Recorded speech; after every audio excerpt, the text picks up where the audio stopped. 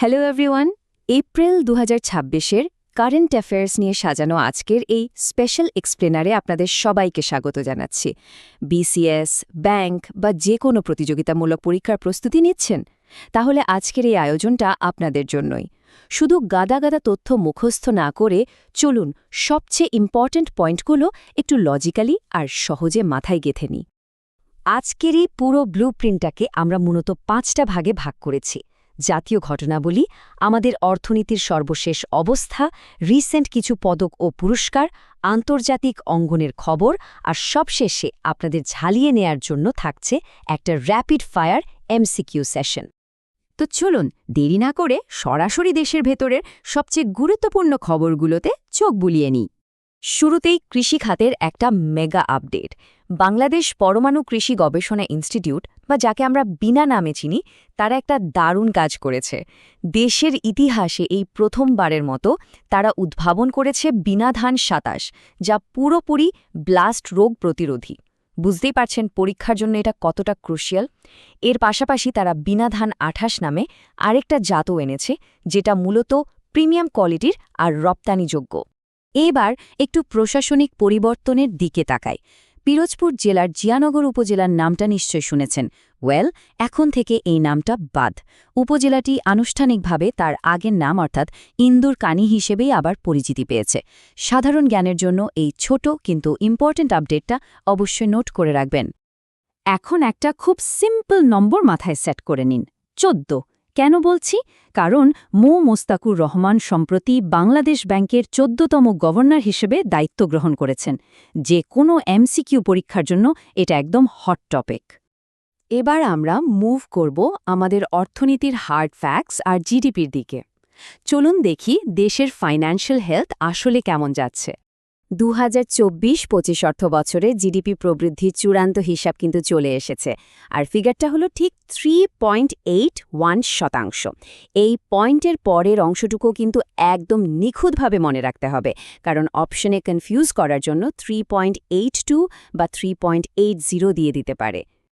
আর যদি পুরো অর্থনীতিটাকে আমরা একটা পাইচার্ট হিসেবে চিন্তা করি, তাহলে দেখবেন সেবা বা সার্ভিস সেক্টর একাই আধিপত্য বিস্তার করে আছে। জিডিপিতে এর অবদান ৫১%-এরও বেশি। এরপরই আছে শিল্প খাত, আর সবশেষে কৃষি। এলডিসি গ্র্যাজুয়েশন নিয়ে একটা বেশ ইন্টারেস্টিং ডেভেলপমেন্ট আছে।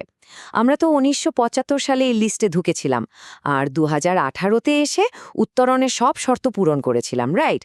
কথা ছিল ২০২৬ সালে আমরা ফাইনালি গ্র্যাজুয়েট করব।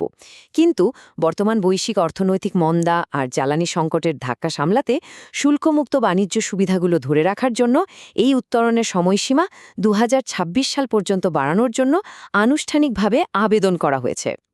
আচ্ছা, এবার একটু জাতীয় অবদানের স্বীকৃতি মানে পদক ও পুরস্কারের দিকে ফোকাস করা যাক। ২০২৬ সালের মর্যাদাপূর্ণ স্বাধীনতা পুরস্কার দেয়া হয়েছে ১২ জন বিশিষ্ট ব্যক্তি আর একটি প্রতিষ্ঠানকে। এতগুলো নাম হয়তো একসাথে মনে থাকবে না, তবে দুটো নাম একদম মিস করা যাবে না। জনসংখ্যা নিয়ন্ত্রণে অবদানের জন্য কাজী ফজলুর রহমান এবং পরিবেশ সংরক্ষণে অধ্যাপক ডাক্তার AKM মহিবুল্লাহ। আর আন্তর্জাতিক বিজ্ঞান অঙ্গনে কিন্তু বাংলাদেশ দারুণ একটা কাজ করেছে। জলাতঙ্ক বা র্যাবিস রোগ প্রতিরোধে অসাধারণ অবদানের জন্য ডক্টর শাহিন আক্তার ওয়াশিংটনে এই অত্যন্ত সম্মানজনক সেবিন অ্যাওয়ার্ড গ্রহণ করছেন। উনার এই অর্জনটা সত্যি আমাদের জন্য একটা বড় গর্বের বিষয়। দেশের গণ্ডি পেরিয়ে এবার চলুন আন্তর্জাতিক অঙ্গন আর গুরুত্বপূর্ণ সব গ্লোবাল রিপোর্টের দিকে একটু উকি দিই। বৈশ্বিক সূচকে কিন্তু বেশ বিপরীতমুখী দুটো ছবি আমরা দেখতে পাচ্ছি। বিশ্ব সুখী প্রতিবেদনে ফিনল্যান্ড বরাবরের মতোই ১ নম্বরে, আর বাংলাদেশ আছে ১২৭ নম্বরে। কিন্তু মন খারাপ করা ব্যাপারটা হলো IQAir-এর বায়ুমান সূচক। সবচেয়ে দূষিত বায়ুর দেশের তালিকায় পাকিস্তান আছে শীর্ষে, আর আমরা আছি ঠিক তারপরে, মানে দ্বিতীয় পজিশনে। আন্তর্জাতিক রাজনীতি যারা ফলো করেন তাদের জন্য সিপিডির এই লেটেস্ট রিপোর্টটা বেশ রেলেভেন্ট। বিশ্বের সবচেয়ে বড় অস্ত্র রপ্তানিকারক হিসেবে বরাবরের মতোই শীর্ষস্থান ধরে রেখেছে যুক্তরাষ্ট্র। আর বর্তমান যুদ্ধ পরিস্থিতির কারণে সারা বিশ্বের মধ্যে সবচেয়ে বেশি অস্ত্র এখন আমদানি করছে ইউক্রেন। অনেক তো ইনফরমেশন হলো, এবার একটা ছোট্ট টেস্ট হয়ে যাক। চলুন এই এক্সপ্লেনারের সবচেয়ে ইম্পর্টেন্ট কিছু প্রশ্ন দিয়ে একটা র্যাপিড ফায়ার রিভিউ করে ফেলি। একদম শুরুতেই যে কৃষি আপডেটটা দিয়েছিলাম, দেখি মনে আছে কিনা। বলুন তো, বাংলাদেশের উদ্ভাবিত প্রথম ব্লাস্ট রোগ প্রতিরোধী ধানের জাতের নির্দিষ্ট নাম কি? হ্যাঁ, একদম ঠিক ধরেছেন। উত্তরটা হলো বীণাধান ২৭। এবার সেকেন্ড কোয়েশ্চেন। বৈশ্বিক বায়ুমানের যে রিপোর্টটা আমরা দেখলাম, সেটা অনুযায়ী বিশ্বের সবচেয়ে দূষিত রাজধানীর শহর হিসেবে শীর্ষস্থান দখল করেছে কে? এখানে কিন্তু একটা ছোট্ট ট্রিক ছিল। সবচেয়ে দূষিত দেশ পাকিস্তান হলেও দূষিত রাজধানী কিন্তু ভারতের নয়া দিল্লি। আর আমাদের ঢাকা শহর আছে ঠিক তার ঘাড়ের কাছে, মানে দ্বিতীয় অবস্থানে। তো আজকের এই এক্সপ্লেনার থেকে আমরা বেশ কিছু সলিড ডেটা জানলাম, কিন্তু ব্যাপারটা এখানেই শেষ নয়।